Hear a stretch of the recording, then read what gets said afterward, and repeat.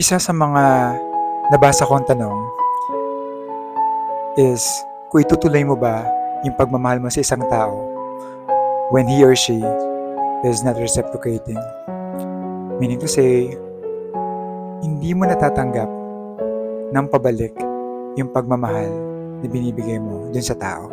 I guess for me, it's a clear sign na you need to stop.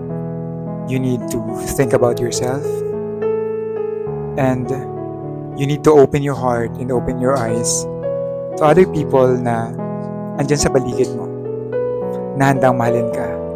Kasi mahirap yung ikaw lang nagbibigay. Mauubos ka. Mamaya, mamamalayan mo. Nalugmo ka na. Sobra ka na nasaktan.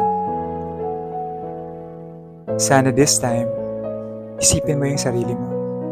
Isipin mo na meron pang ibang tao na kayang magbigay ng pagmamahal na hinahanap mo.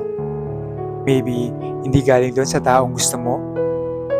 Maybe galing sa taong darating at inihanda ng Diyos para sa'yo. Yun lang.